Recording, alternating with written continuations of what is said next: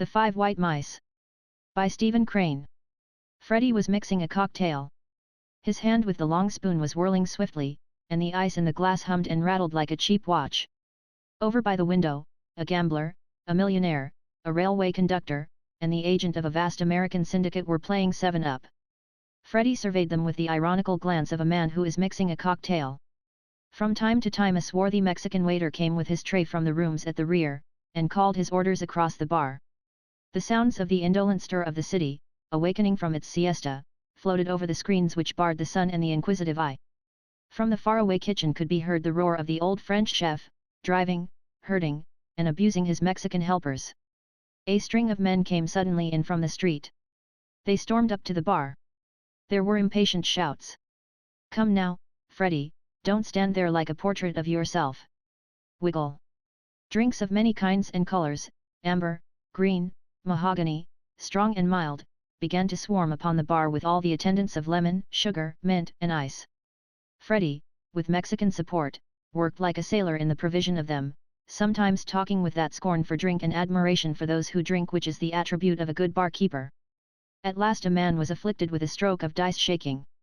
A Herculean discussion was waging, and he was deeply engaged in it, but at the same time he lazily flirted the dice. Occasionally he made great combinations. "Look at that, would you?" he cried proudly. The others paid little heed. Then violently the craving took them. It went along the line like an epidemic, and involved them all. In a moment they had arranged a carnival of dice shaking with money penalties and liquid prizes. They clamorously made it a point of honor with Freddy that he should play and take his chance of sometimes providing this large group with free refreshment. With bended heads like football players, they searched over the tinkling dice, jostling, cheering, and bitterly arguing. One of the quiet company playing 7-up at the corner table said profanely that the row reminded him of a bowling contest at a picnic. After the regular shower, many carriages rolled over the smooth calle, and sent a musical thunder through the Casa Verde. The shop windows became aglow with light, and the walks were crowded with youths, callow and ogling, dressed vainly according to superstitious fashions. The policemen had muffled themselves in their gnome-like cloaks, and placed their lanterns as obstacles for the carriages in the middle of the street. The city of Mexico gave forth the deep organ mellow tones of its evening resurrection.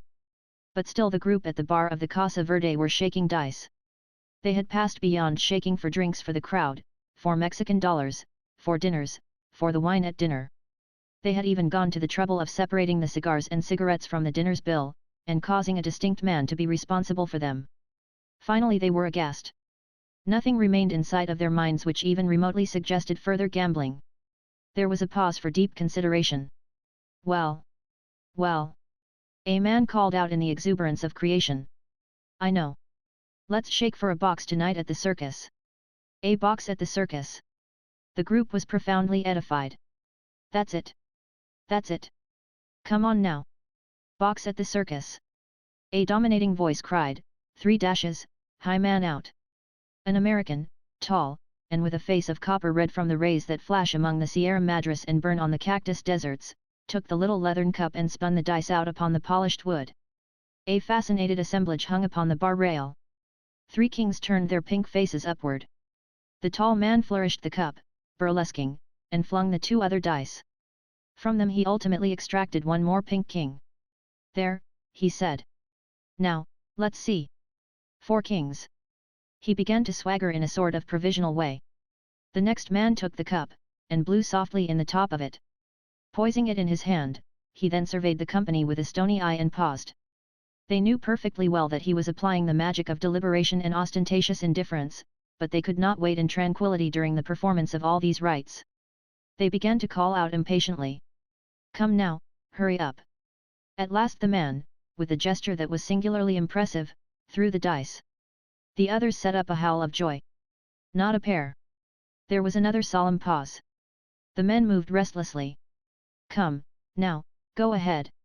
In the end, the man, induced and abused, achieved something that was nothing in the presence of 4 kings. The tall man climbed on the footrail and leaned hazardously forward. 4 kings. "My 4 kings are good to go out," he bellowed into the middle of the mob, and although in a moment he did pass into the radiant region of exemption, he continued to bawl advice and scorn. The mirrors and oiled woods of the Casa Verde were now dancing with blue flashes from a great buzzing electric lamp. A host of quiet members of the Anglo-Saxon colony had come in for their pre-dinner cocktails. An amiable person was exhibiting to some tourists this popular American saloon. It was a very sober and respectable time of day. Freddie reproved courageously the dice-shaking brawlers, and, in return, he received the choicest advice in a tumult of 7 combined vocabularies. He laughed. He had been compelled to retire from the game, but he was keeping an interested, if furtive, eye upon it. Down at the end of the line there was a youth at whom everybody railed for his flaming ill luck.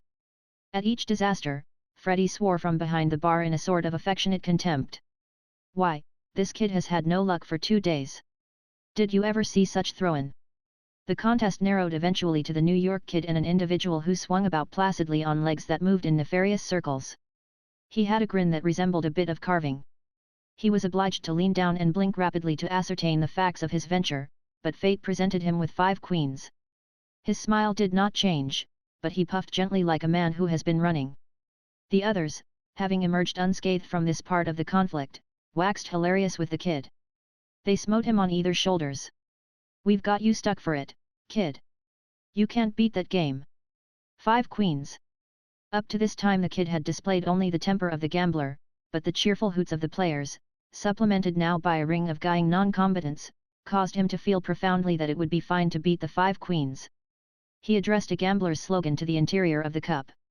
"Oh, 5 white mice of chance. Shirts of wool and corduroy pants. Gold and wine, women and sin. All for you if you let me come in. Into the house of chance." Flashing the dice sardonically out upon the bar, he displayed 3 aces. From 2 dice in the next throw he achieved 1 more ace. For his last throw, he rattled the single dice for a long time. He already had 4 aces. If he accomplished another one, the 5 queens were vanquished and the box at the circus came from the drunken man's pocket. All the kid's movements were slow and elaborate. For the last throw he planted the cup bottom down on the bar with the 1 dice hidden under it. Then he turned and faced the crowd with the air of a conjurer or a cheat. "Oh, maybe it's an ace," he said in boastful calm. "Maybe it's an ace." Instantly he was presiding over a little drama in which every man was absorbed. The kid leaned with his back against the bar rail and with his elbows upon it. "Maybe it's an ace," he repeated. A jeering voice in the background said, "Yes, maybe it is, kid." The kid's eyes searched for a moment among the men. "I'll bet $50 it is an ace," he said. Another voice asked, "American money?" "Yes," answered the kid. "Oh." There was a genial laugh at this discomfiture. However, no one came forward at the kid's challenge, and presently he turned to the cup. "Now, I'll show you." With the manner of a mayor unveiling a statue, he lifted the cup. There was revealed naught but a 10 spot. In the roar which arose could be heard each man ridiculing the cowardice of his neighbor, and above all the din rang the voice of Freddie berating everyone. "Why, there isn't 1 liver to every 5 men in the outfit. That was the greatest cold bluff I ever saw worked.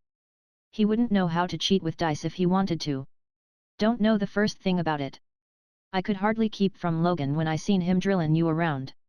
Why, I tell you, I had that $50 right in my pocket if I wanted to be a chump. You're an easy lot."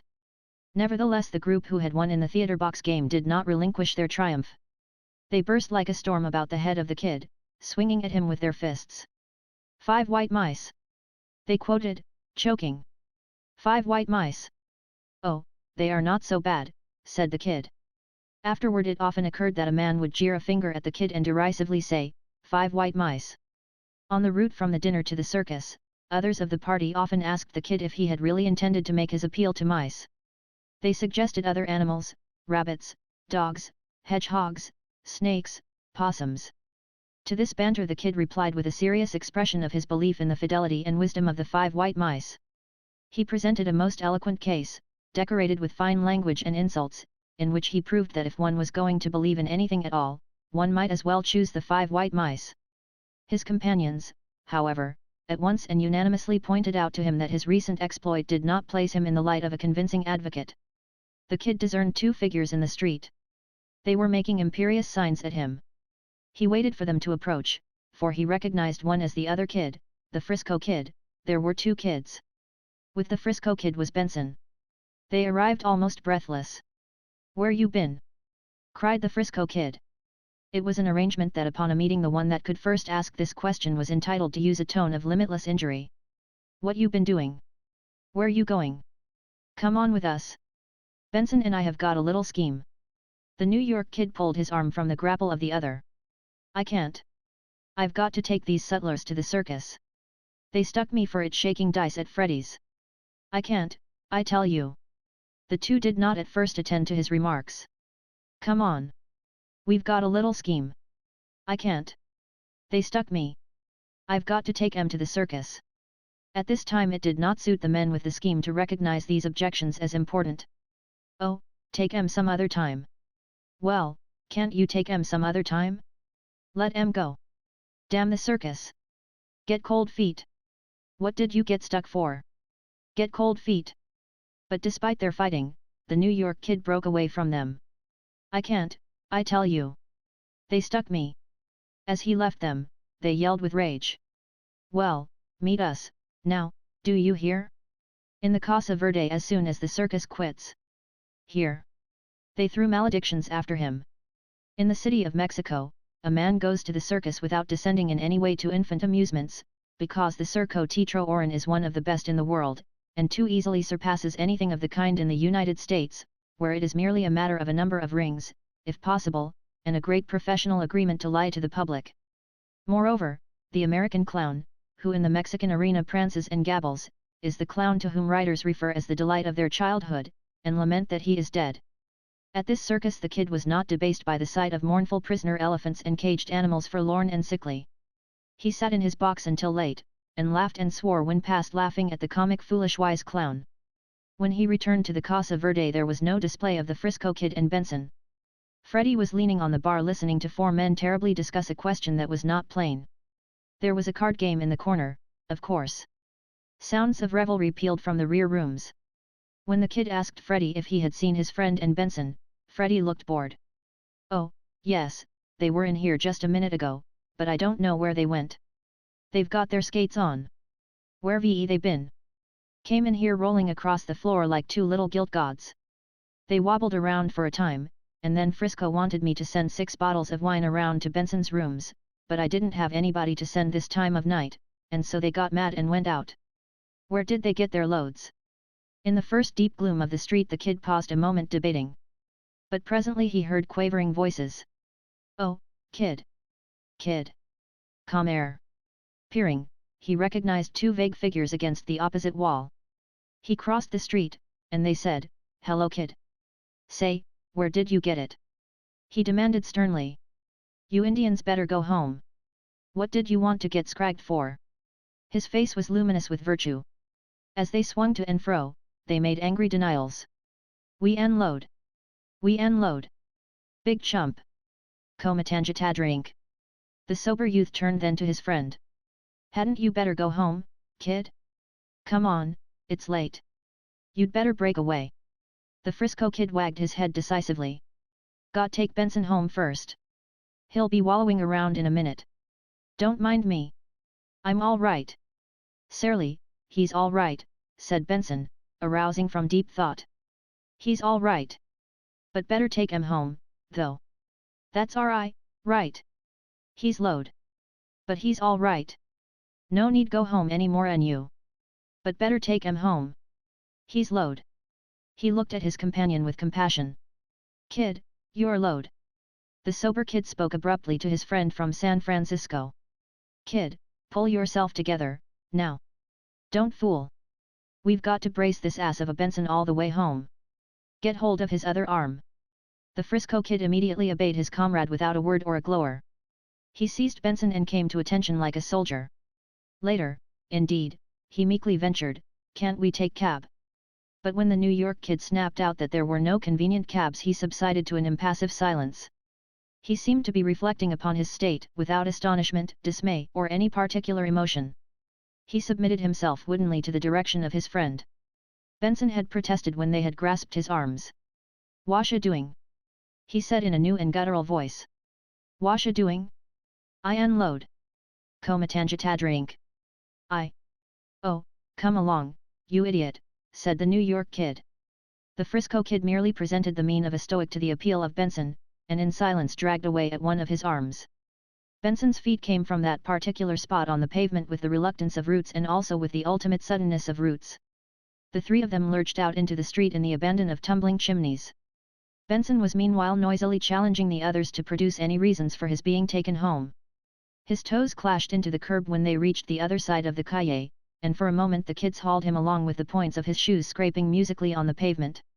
He balked formidably as they were about to pass the Casa Verde. No. No. La shave enough drink. Enough drink. One more. But the Frisco kid obeyed the voice of his partner in a manner that was blind but absolute, and they scummed Benson on past the door. Locked together the three swung into a dark street. The sober kid's flank was continually careering ahead of the other wing. He harshly admonished the Frisco child, and the latter promptly improved in the same manner of unthinking complete obedience. Benson began to recite the tale of a love affair, a tale that didn't even have a middle. Occasionally the New York kid swore. They toppled on their way like three comedians playing at it on the stage. At midnight a little Mexican street burrowing among the walls of the city is as dark as a whale's throat at deep sea. Upon this occasion heavy clouds hung over the capital and the sky was a pall. The projecting balconies could make no shadows. "Shay," said Benson, breaking away from his escort suddenly, "what want gome for? I ain't load. You got reglar spool factory in your head, you and your kid there. The Ishoth kid, he's Mo's proper sober, Mo's proper sober. He's drunk, but he's sober." "Ah, shup up, Benson," said the New York kid. "Come along now. We can't stay here all night." Benson refused to be corralled, but spread his legs and twirled like a dervish, meanwhile under the evident impression that he was conducting himself most handsomely. It was not long before he gained the opinion that he was laughing at the others. "8 purple dogs, dogs. 8 purple dogs. That's what kid'll see in the morn. Look oh you for 'em. They." As Benson, describing the canine phenomena, swung wildly across the sidewalk, it chanced that 3 other pedestrians were passing in shadowy rank. Benson's shoulder jostled one of them. A Mexican wheeled upon the instant. His hand flashed to his hip. There was a moment of silence, during which Benson's voice was not heard raised in apology. Then an indescribable comment, one burning word, came from between the Mexican's teeth. Benson, rolling about in a semi-detached manner, stared vacantly at the Mexican, who thrust his lean face forward while his fingers played nervously at his hip. The New York kid could not follow Spanish well, but he understood when the Mexican breathed softly, "Does the señor want to fight?" Benson simply gazed in gentle surprise. The woman next to him at dinner had said something inventive. His tailor had presented his bill. Something had occurred which was mildly out of the ordinary, and his surcharged brain refused to cope with it. He displayed only the agitation of a smoker temporarily without a light. The New York kid had almost instantly grasped Benson's arm, and was about to jerk him away, when the other kid, who up to this time had been an automaton, suddenly projected himself forward, thrust the rubber Benson aside, and said, "Yes." There was no sound nor light in the world. The wall at the left happened to be of the common prison-like construction, no door, no window, no opening at all. Humanity was enclosed and asleep. Into the mouth of the sober kid came a wretched bitter taste as if it had filled with blood. He was transfixed as if he was already seeing the lightning ripples on the knife blade. But the Mexican's hand did not move at that time. His face went still further forward and he whispered, "So." The sober kid saw this face as if he and it were alone in space, a yellow mask smiling in eager cruelty, in satisfaction, and above all it was lit with sinister decision.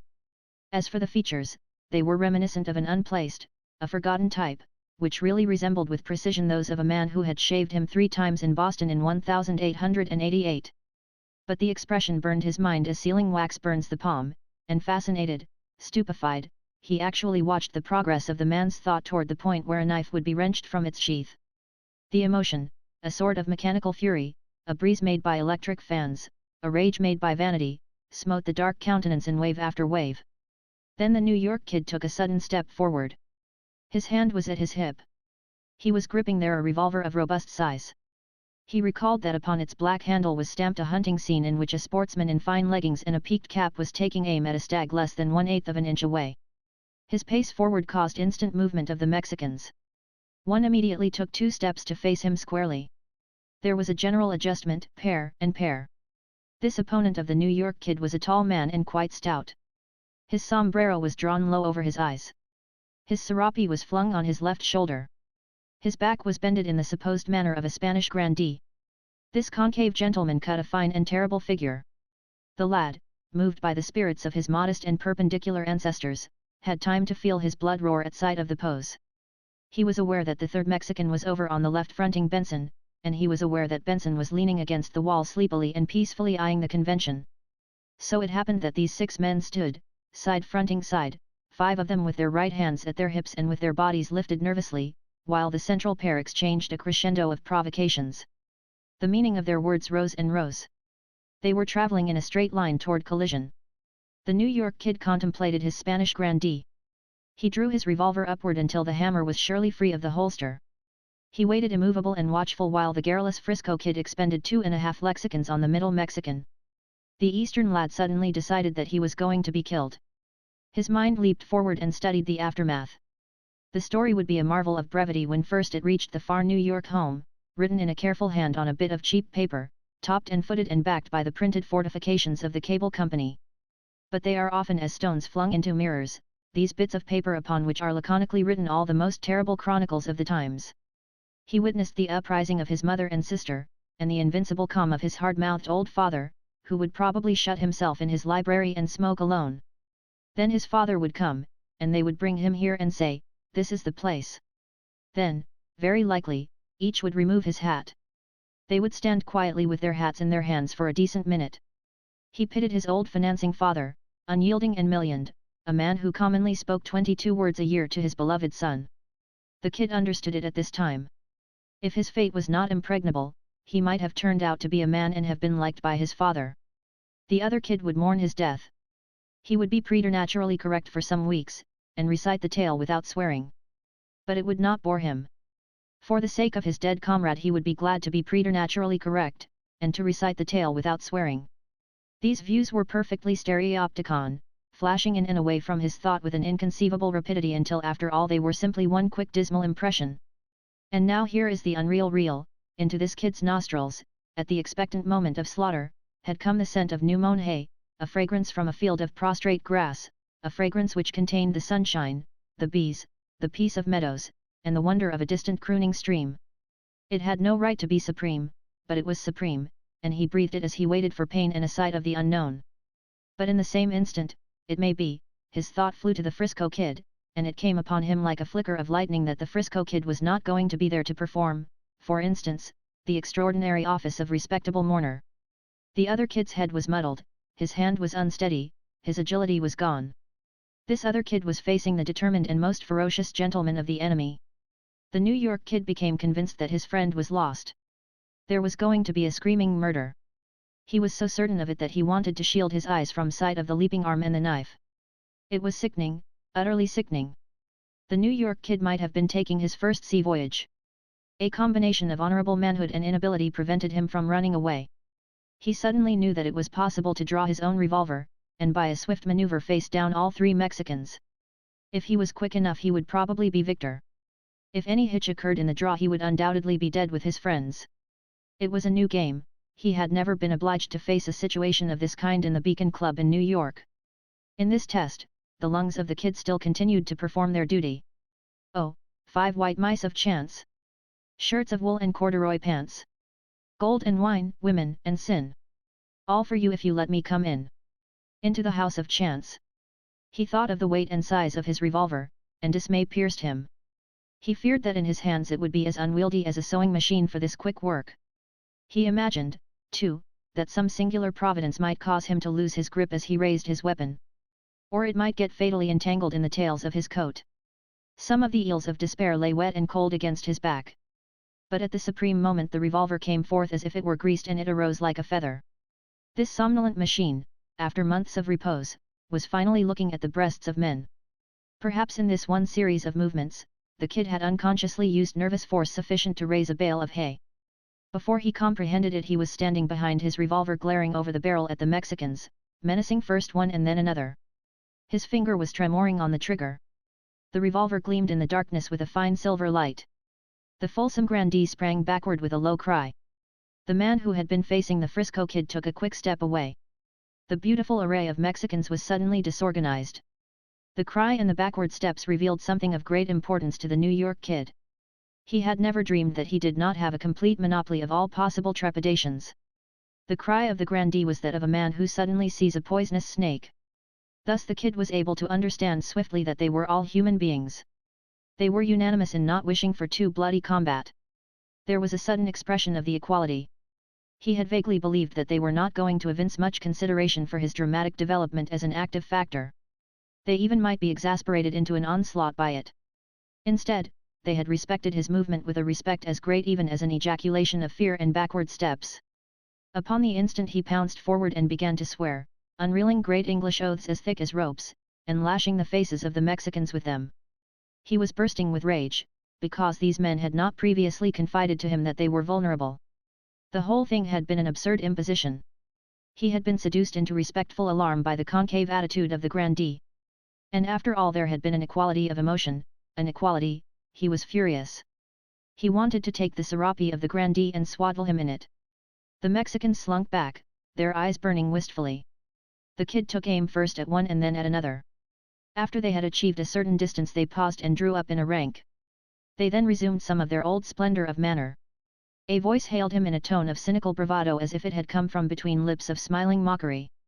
"Well, Señor, it is finished." The kid scowled into the darkness, his revolver drooping at his side.